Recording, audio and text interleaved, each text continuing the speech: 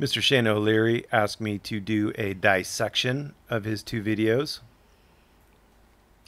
And they were nice and short, so why not? The first one is 3 minutes.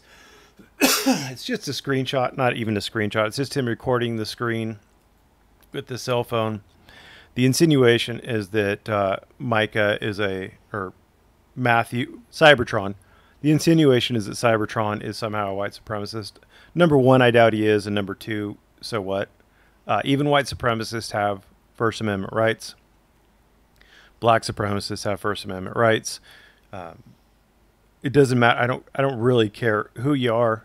You have the right to speak, and I am in favor of First Amendment rights.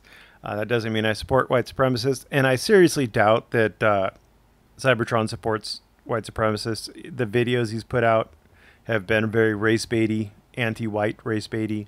So I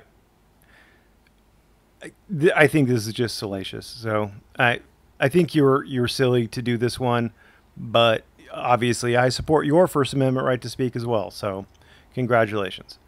Then we have this one, Pasadena Police Academy. I don't know how the Pasadena Police Academy is involved in this. Pasadena, Texas, maybe? I'm not entirely sure.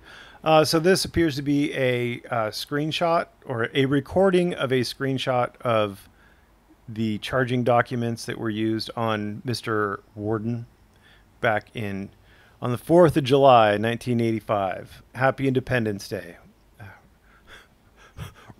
Real patriot there. Sorry, just a joke. He unintentionally, knowingly used by the use of physical force and violence, and by threatening the present use of force and violence against a person, not the spouse of the defendant, and hereafter styled the complainant, caused the penetration of the vagina of the complainant by placing his sexual organ in the vagina of the complainant, and without the consent of the complainant, and in the course of the same criminal episode, the defendant used and exhibited a deadly weapon, namely a firearm. He was born in... Mr. Warden was born in 61. Date of birth 61. His birthday's coming up in about a month, 2 months, 2 months. So I hope everybody gets him something nice.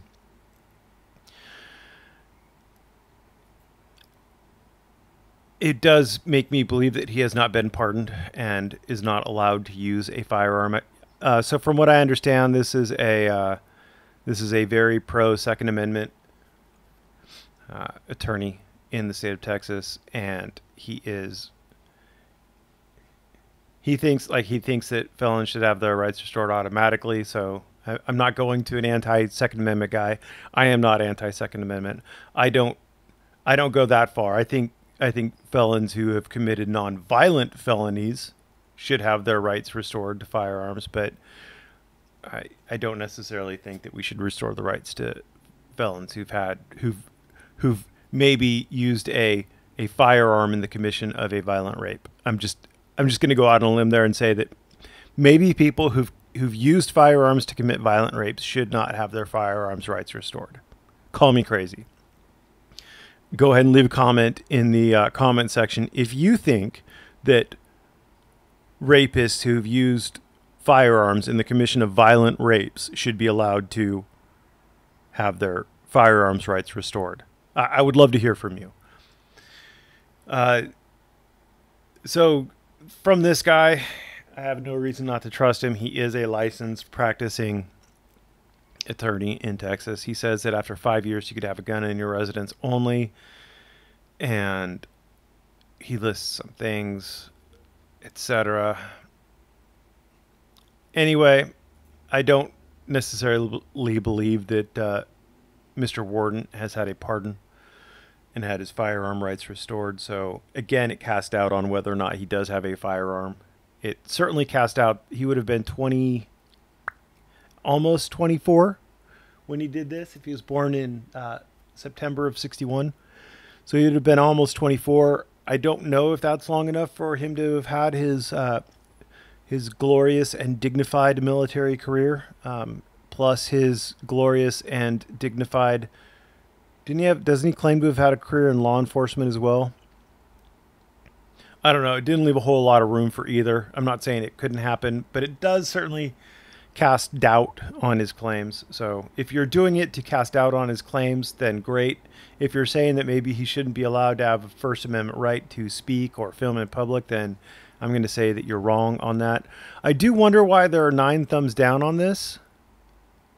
We're looking into police narrative. No, you're not looking at a police narrative. You're looking at the charging documents that were done by the assistant district attorney. There was adjudication on it, and he was convicted. So, but apparently back in the 80s, police corruption was bad.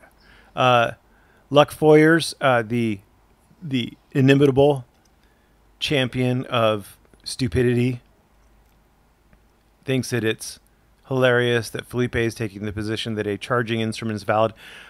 There was a conviction, Luck Foyers. See, if you go here, he was convicted. He was actually convicted of being a violent rapist. So, yeah.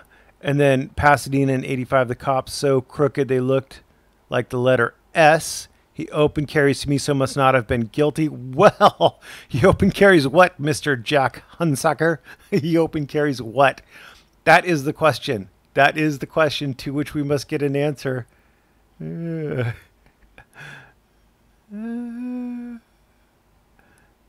you ever seen the gun or merely a military? Again, lots of questions.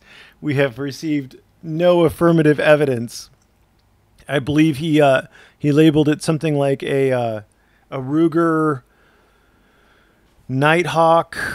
No, a Ruger Red Hawk, something or the other, and like you could see from the handle and the hammer that it looked nothing like them.